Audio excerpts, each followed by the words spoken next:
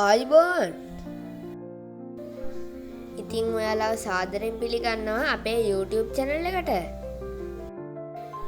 ඉතින් පොඩි ඉල්ලීමක් තියෙනවා වීඩියෝ එකට යන්න කලින් channel එක subscribe කරලා වීඩියෝ එකට like එකක් දාලා share කරන්න කියලා. ඉතින් අද අපි කතා කරන්න යන්නේ මේ ලංකා ඉතිහාසයේ සිද්ධ වුණ භයානකම සිදුවීම් දෙකක් ගැන.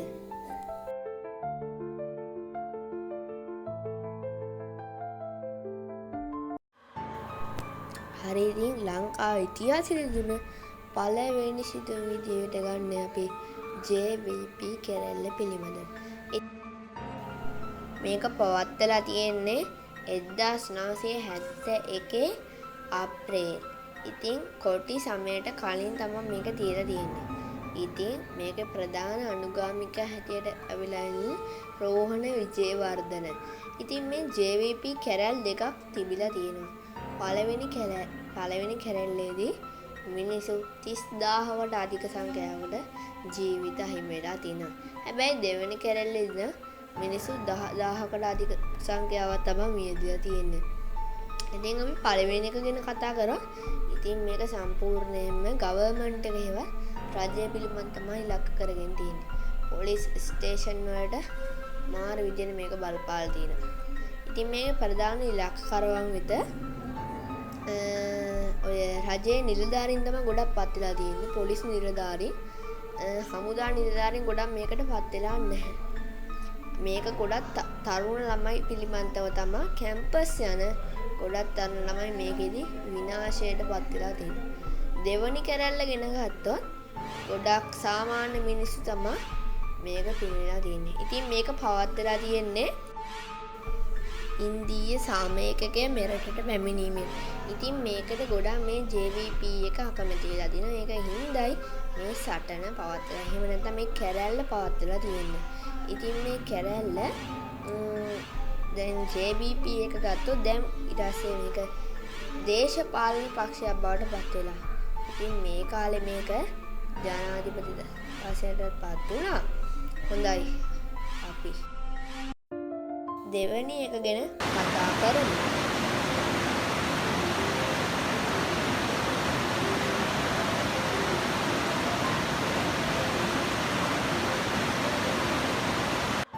හොඳයි. අපි ඉතින් දෙවැනි එක විදිහට ගණන් කරන්නේ සෙන්ට්‍රල් බැංක් බෝමින් පිළිබඳව. ඉතින් මේක 1996 ජනවාරි 31 තමයි තිබිලා තියෙන්නේ. ඉතින් මේක කොළඹ සෙන්ට්‍රල් බැංක් එක තමයි මේක විරුද්ධව පාවිච්චි කරලා තියෙන්නේ. ඉතින් හරි ඉතින් මේක පවත්වලා තියෙන්නේ කොටි යුද්ධ සමයේ. ඒ කියන්නේ 1996 කියන්නේ කොට යුද්ධ සමයක වර්ෂය. ඉතින් මේක කොටි හමුදාව විසින් වෑන් එකක් ඇතුලේ බෝම්බ ඇතුලේ දාලා නිලධාරීන් 3 දෙනෙක් මේ කොළඹ සෙන්ට්‍රල් බැංක් එකට යවලා තියෙනවා.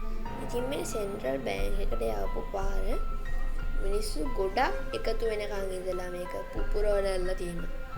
ඉතින් සෙන්ට්‍රල් බැංක් එකේ ඉදිරි පිටටම ප්‍රබල හානි සිද්ධ වෙලා තියෙනවා. ඉතින් මේකේ සෙන්ට්‍රල් බැංක් එකට විතරමයි නෙමෙයි මේක හානිය සිද්ධ වෙලා තියෙන්නේ. මේකේ හානිය ඔයාලා හැමෝම දන්න සෙලින්කෝ. ඒ කියන්නේ ගිණුමක් නැත ඔයාලා දන්නවා සෙලින්කෝ හොඳ රක්ෂණ ආයතනය කියලා. ඉතින් ඒකට බරපතල හානි සිදුලා තියෙනවා. තව සමාගම් 41කට වැඩි සමාගම් ගොඩකට හානි සිද්ධ වෙලා තියෙනවා.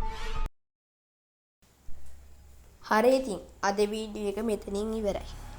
ඔයාලට අපේ වීඩියෝ එක ගැන හිතන හැම අදහසම යටින් කමෙන්ට් කරන් යන්න. අනිත් එක අපි හිතුවා අපි දාන හැම වීඩියෝ එකකටම ප්‍රශ්නයක් ඉදිරිපත් කරන්න.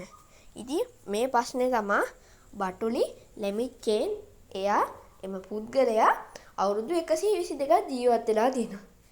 එයට හේතුව කුමක්ද? හරි එහෙනම් එයාට සුබම සුබ දවසක්.